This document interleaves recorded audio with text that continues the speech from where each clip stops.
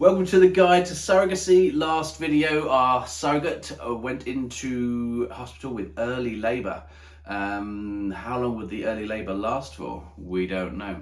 Now, this is the period of time where panic may set in.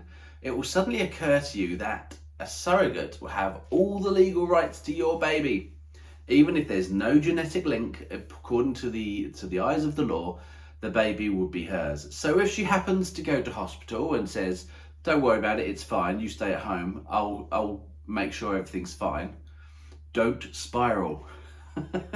It doesn't mean your surrogate has changed the mind, broken the plan and your entire journey and decided to keep the baby for herself. No. Remember that this is something that she's doing because she's a lovely person, and she just doesn't want you to waste your time running to the hospital and back.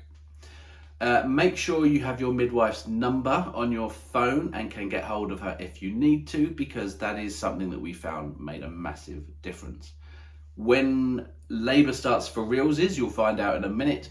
When you get to hospital, all of the people and the nurses and the midwives and the doctors, you'll realise very quickly, have done this many times before. So just because this is your first time and it's new and exciting and scary and wonderful and you're very nervous, you will be reassured on the one hand by their expertise and their confidence in what they're doing, but at the same time it can lead to a lack of empathy potentially, so they might be telling you stuff in a way that you really didn't want to learn about it.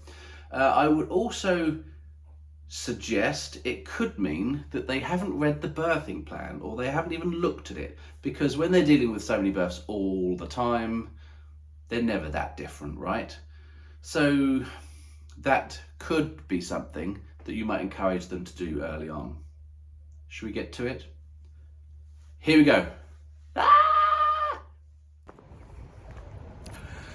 So we've had a phone call. Alex is bleeding. She's gone into hospital. She's not worried. Baby's moving fine. She doesn't want us, or doesn't think we should go up and join her. We don't feel comfortable enough to insist that we do. She's going to be checked, and we're just left bumbling about, currently in a garden centre, feeling totally helpless. She doesn't think she's in labour. She said it could be early labour, but it might take hours and days. But you don't have to come. So we just are hanging around by the roses with knots of anxiety in our stomachs. One way or t'other, things are happening. Hopefully, all for the best. Nothing to worry about. She's in early labour signs though, so that's still something to think about. But she's being sent home, and we just have to wait, I guess, for the not so early labour signs to begin.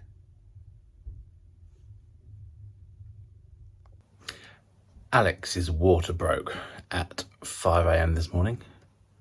Apparently it's not something to get too worked up about yet. I have to wait for dilation, and we have to wait for contractions before we get too excited about it. I'm glad she knows what she's talking about, because my first instinct is to leg it into hospital, because isn't the waters what the baby is breathing?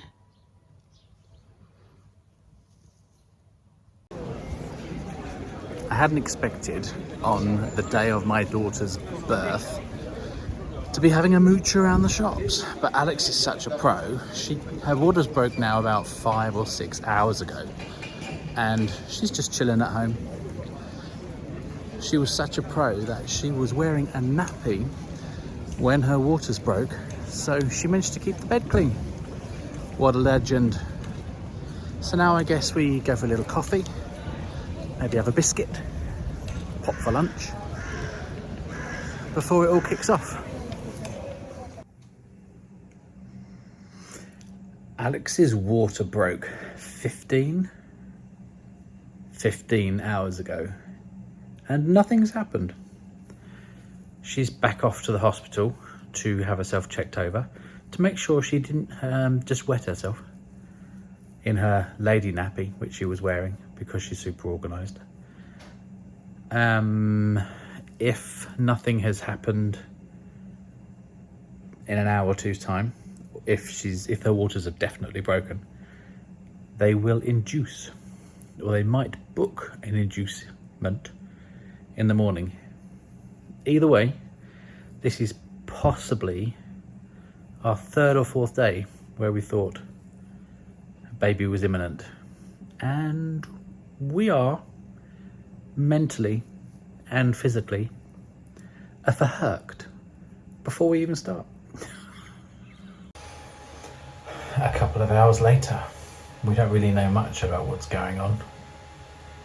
We're getting a couple of messages from Alex's birthing partner with updates, but because we're not really sure about the rules of induction, we're not there yet in case we're not allowed in, or that's Alex's fear at least. Presuming that that's what's happening, she's hooked up to a monitor and she's in the best place for her. But it is, how many hours would it be? 19 hours since her waters broke. I'm in the bath, slowly going insane. Another quick update. It's the next day again.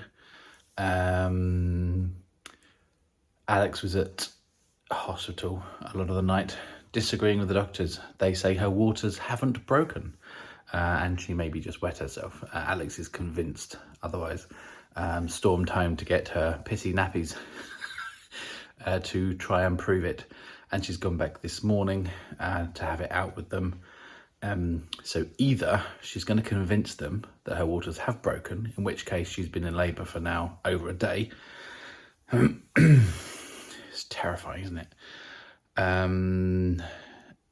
So she will then potentially be induced to get it over with quicker, which she didn't want. Or they will confirm, no, actually your waters haven't broken, give it another day or two. Which just leaves us loitering and helpless. But we're going to head our way there now, and at least we can be there ourselves to see what's going on. Right, where are we? So Alex was right, the waters had broke, the doctors were wrong, and that means that Alex pushing it has possibly stopped the baby from being very, very poorly. It also means that because her waters broke so long ago, she can't get the water birth that she wanted. It means that she will probably have to be induced, which she didn't want. And then, because the rooms are so small, there is a possible fight ahead, because Alex plus her birthing partner plus us two parents may not all fit in the room. So we shall see how that develops. At least we will have a look at that when we get past this traffic.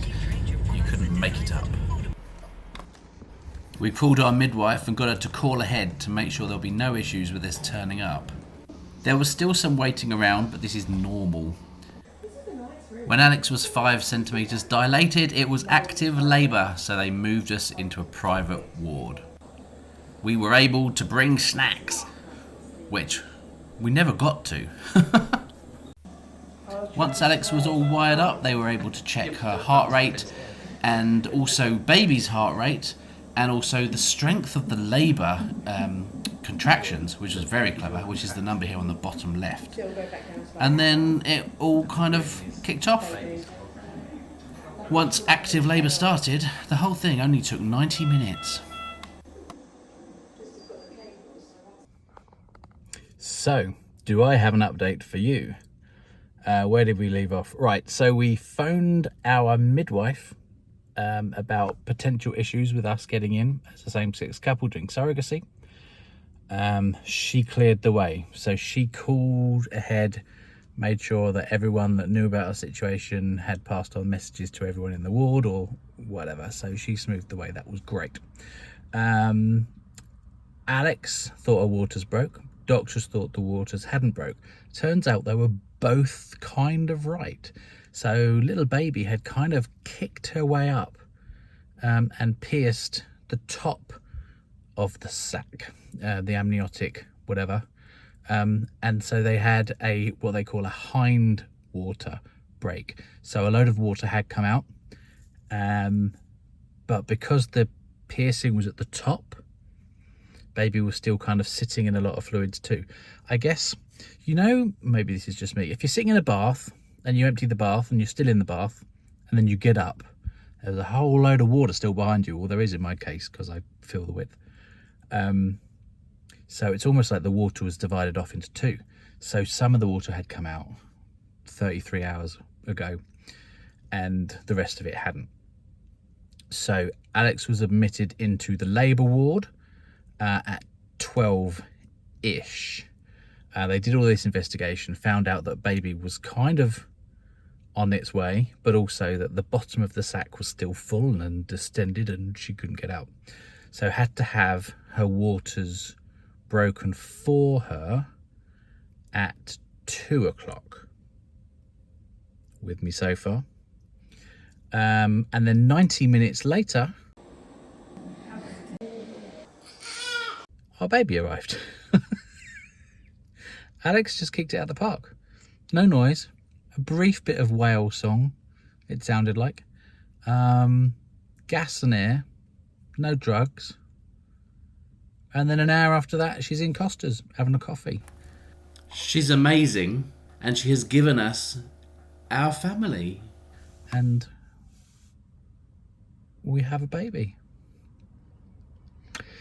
Because of the fact that the waters had started, even though they hadn't, we're being kept in overnight for observations because there's a risk of infection.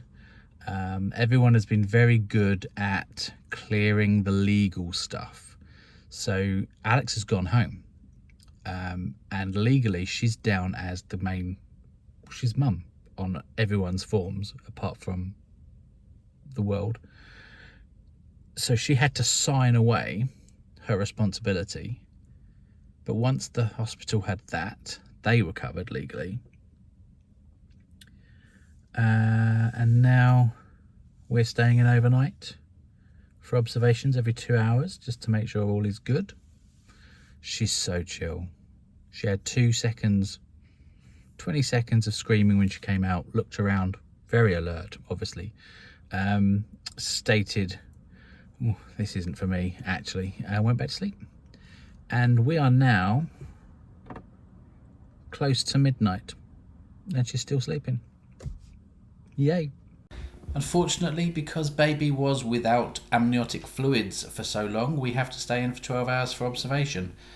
Meanwhile, Alex, bless her heart, has gone off home and is having a well-earned McDonald's. Meet my daughter. Quick interruption for you. The eagle-eyed will realise I have blurred out the face of my baby, and I'm not using her name either. A quick explanation for that. Firstly, the internet is full of weirdos. AI can do all sorts of weird stuff to faces. Our daughter is new to the world, and does she have to go online yet? Is that really a thing? And also, since doing these online videos, I have come into contact with several anti-surrogacy groups. Now, for the most part, they don't really bother me at all. They're very clearly uneducated, and when they use phrases like gay, you kind of can deal with the kind of people involved. However, I do not want hatred directed at my beautiful baby's face or by her name directly. So aim that shit at me and not at her. I do recognise, however, that getting to 11 videos in on a guide to surrogacy and not seeing a baby's face will probably give you the visual equivalent of blue balls. and I appreciate that. So here, for your satisfaction, is a lovely picture of a newborn, which we will say is ours. And for the trolls amongst you, this newborn, our lovely newborn, her name is Karen. So welcome, baby Karen. Okay, now that bit's done. Hopefully that satisfied you. Michael cut the cord, all was good. Baby got slapped on my chest, sticky, warm, bit weird, umbilical throbbing. Back to the video.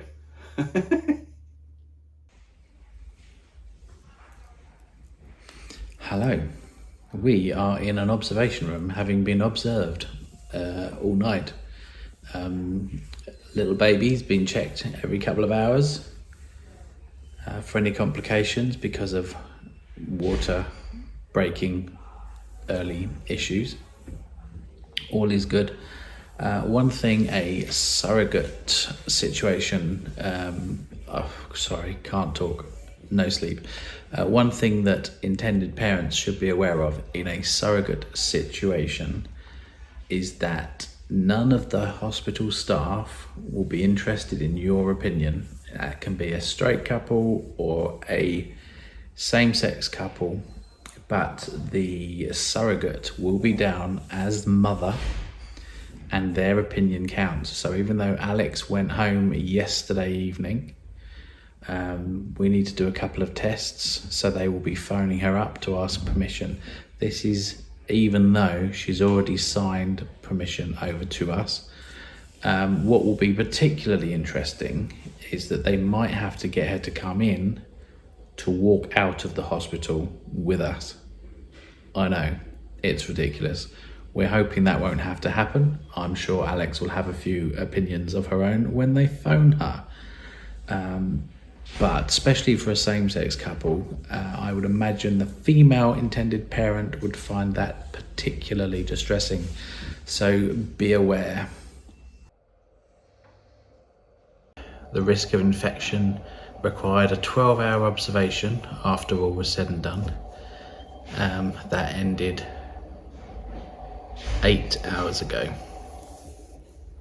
She's had hearing checks and a once over, but there is now a safeguarding issue because they don't want to hand her over to us. That would be the same with a straight couple, not just a same-sex couple, because of the surrogacy. The mother has to take the baby out. Alex has signed over various rights and things to us. She's just had a baby. She doesn't want to have to come back because she left, 12, 14. She left quite a while ago. So there's now a big argument. Our midwife is involved. But it's not just a same-sex thing. If a straight couple did surrogacy, there'd be a similar issue. If an unmarried couple had a baby, the dad wouldn't be able to take her out without the mum, even if the mum's like gone to one of the wards because she's super ill. It's just a bit bonkers. So at the moment, even though they've got permission from Alex for us to take her home, they're not happy to do it.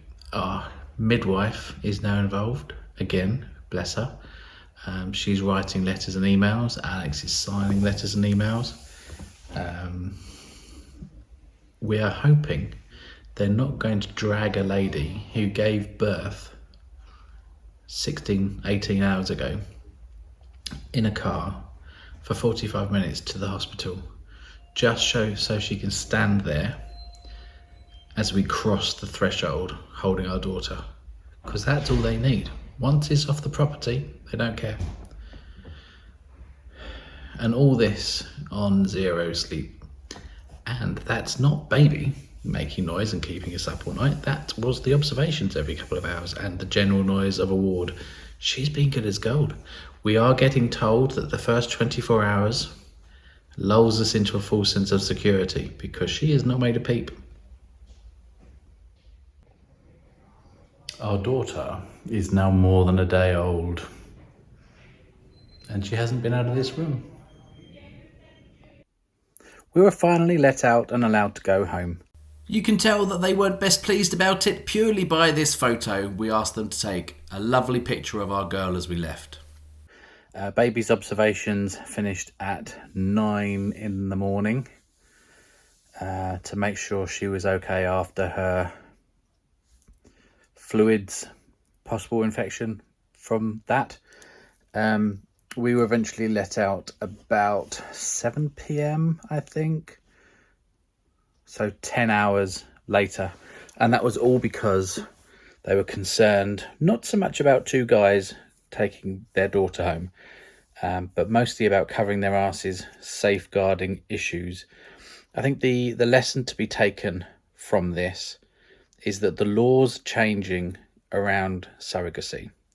We were told it would be the same issue if it was a straight couple doing surrogacy. But as much as the laws are changing, it's taking quite a while for everything to feed through, and things are very new still. So some of the issues that we thought we resolved early on, we had the birth plan sorted out, that was all covered. We had the midwives on board. We had the head midwife agree the plan. We had the head matron agree the plan. But then when they've gone home and people are left behind, they just want to cover their asses. They don't want to get it wrong. They don't want to be sued. So they don't know necessarily all the new rules. So as much as everyone was lovely in the hospital, they kept shoving toast and tea down our necks. We just wanted to go home. We just wanted to be let out with our daughter, but they wouldn't do it because they didn't want to get it wrong. So be prepared for a fight, even though it's legal. People are doing this. We're not the first by any means, certainly not even in that hospital. But the shifts change every few hours. Well, that's how it seemed. So even when you've got one batch of hospital workers on hand, they'll change soon enough. Eventually, they found all the forms they needed. Alex had already signed them all. They felt that might be enough after all, and that maybe she didn't actually have to carry our daughter out of the hospital. So yes, I really hope that when you finish your journey and have a wonderful baby at the end of it, you don't have a nurse look you in the eye and tell you that there is a duty of care, which means they're not going to let you leave with her. That's not pleasant. We also decided very early on not to take it personally, because ultimately they're thinking of the baby and it would spoil the whole thing. Now, there was a lot of talk about safeguarding issues. Basically, none of the nurses wanted to get it wrong. There wasn't any real hatred or nastiness. They just didn't come and talk to us. They didn't know what to do with us. They stuck us in a side room with a toilet which was ladies only, with food that we weren't allowed to eat.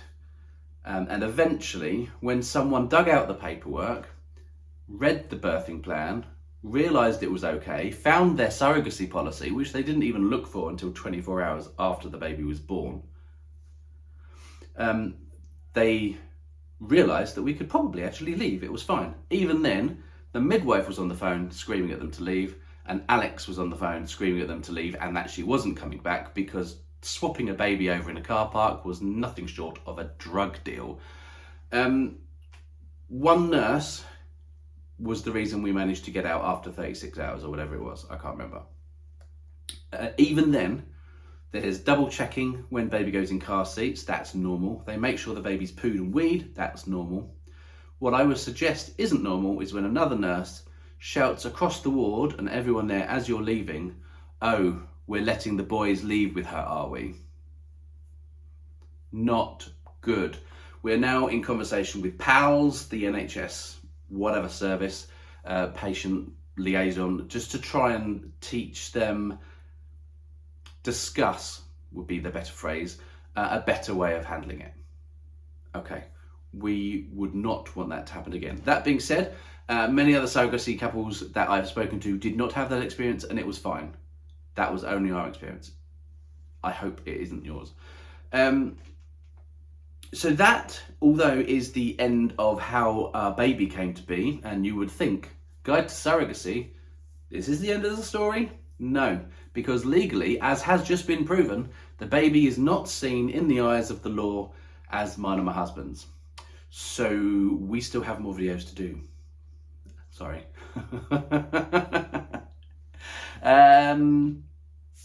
I will see you next time. Like, follow and subscribe. I think we're going to go into the first 2 weeks and the troubles we faced. See you next time. Bye. Oh, leave your questions. Leave your questions. I love a question.